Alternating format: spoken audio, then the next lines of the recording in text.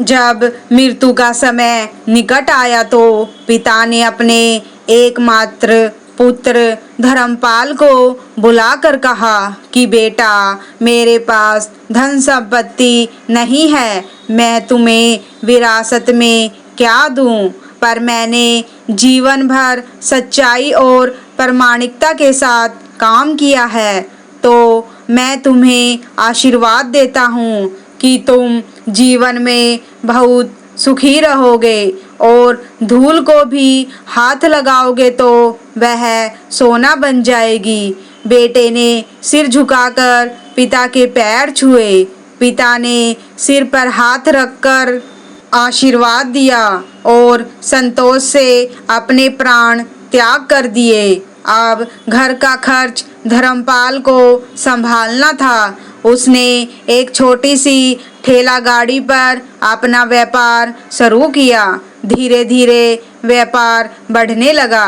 फिर एक छोटी सी दुकान ले ली। व्यापार और बढ़ा।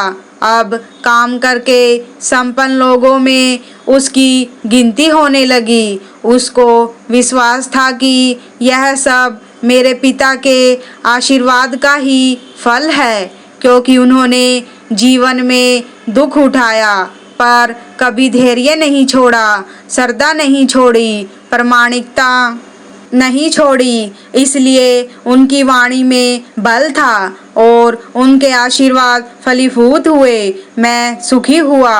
उसके मुंह से बार बार यह बात निकलती थी।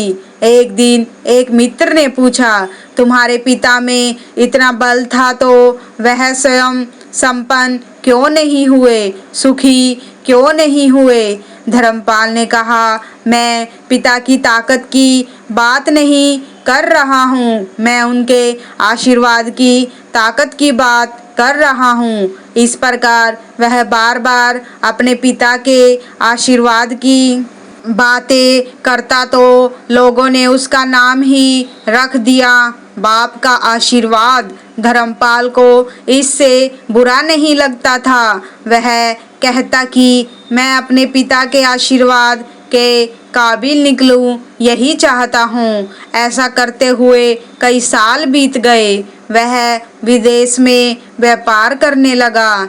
जहाँ भी व्यापार करता उसे बहुत लाभ होता। एक बार उसके मन में आया कि मुझे लाभ ही लाभ होता है, तो मैं एक बार नुकसान का अनुभव करूं। तो उसने अपने एक मित्र से पूछा कि ऐसा व्यापार बताओ कि जिसमें मुझे नुकसान हो। मित्र को लगा कि इसको अपनी सफलता और पैसों का घमंड आ गया है। इसका घमंड तोड़ने के लिए इसको ऐसा धंधा बताऊं कि इसको नुकसान हो।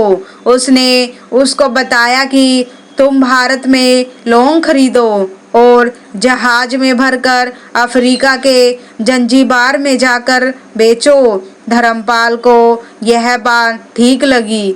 जंजीबार तो लौंग का देश है। वहाँ से लौंग भारत लाते हैं और यहाँ 10-12 गुना भाव पर बेचते हैं। भारत में खरीदकर जंजीबार में बेचे तो साफ नुकसान सामने दिख रहा है, परंतु धर्मपाल ने तय किया कि मैं भारत में लौंग खरीदकर जंजीबार खुद लेकर जाऊंगा। देखूं कि पिता का आशीर्वाद कितना साथ देता है। नुकसान का अनुभव लेने के लिए उसने भारत में लौंग खरीदी और जहाज में भरकर खुद उनके साथ जंजीबार द्वीप पहुंचा।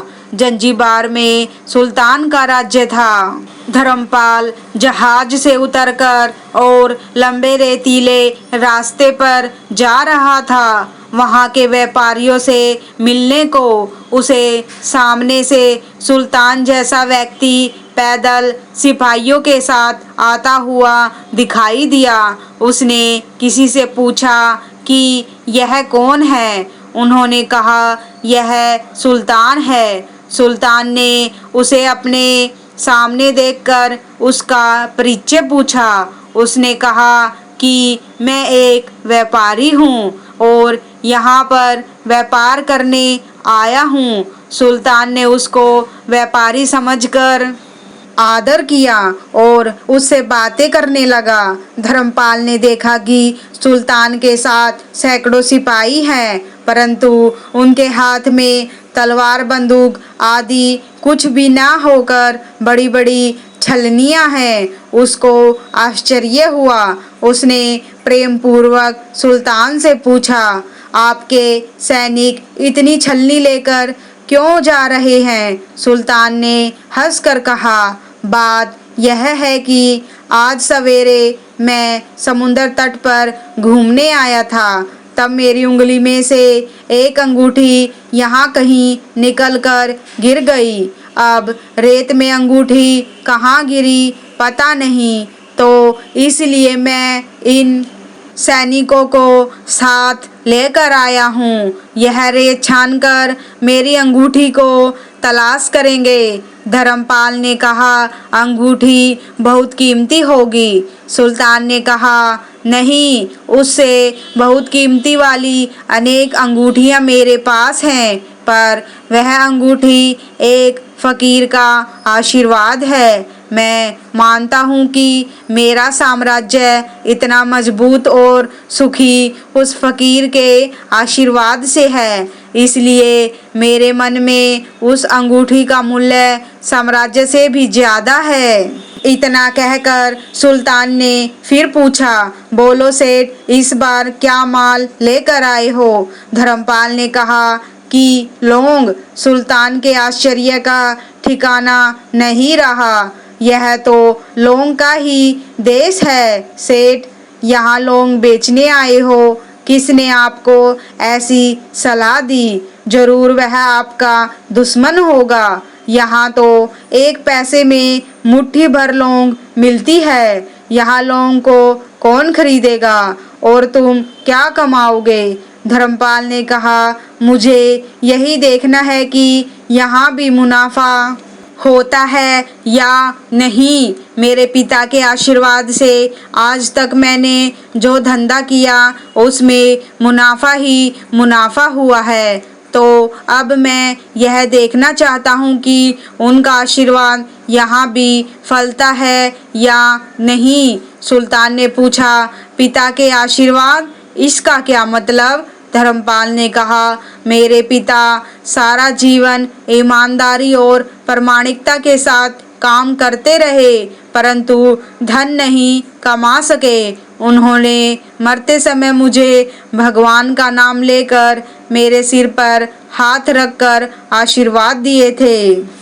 मेरे हाथ में धूल भी सोना बन जाएगी। ऐसा बोलते हुए धर्मपाल नीचे झुका और जमीन की रेत से एक मुट्ठी भरी और सुल्तान के सामने मुट्ठी खोलकर उंगलियों के बीच में से रेत नीचे आई तो धर्मपाल और सुल्तान दोनों आश्चर्य रह गए। उसके हाथ में एक हीरे जड़ित अंगूठी थी। यह वही सुल्तान की गुम हुई अंगूठी थी। अंगूठी देखकर सुल्तान बहुत प्रसन्न हुआ और बोला, वाह खुदा, आपकी करामात का पार नहीं। आप पिता के आशीर्वाद को सच्चा करते हो। धर्मपाल ने कहा, फकीर के आशीर्वाद को भी वही परमात्मा सच्चा करता है। सुल्तान और खुश हुआ, धर्मपाल को गले लगाया और कहा, मांग सेठ, आज तू जो मांगेगा मैं दूंगा। धर्मपाल ने कहा, आप 100 वर्षों तक जीवित रहें और प्रजा का अच्छी तरह से पालन करो। प्रजा सुखी रहे, इसके अलावा मुझे कुछ नहीं चाहिए। सुल्तान और अधिक प्रसन्न हो गया। उसने कहा, सेठ, तुम्हारा सारा माल मैं आज खरीदता हूँ और तुम्हारी मुँह मांगी कीमत दूंगा। तो यह था एक पिता का आशीर्वाद। तो दोस्तों, कैसी लगी आपको आज की कहानी? आशा करते हैं आप कहानी को ज़रूर पसंद करेंगे। धन्यवाद।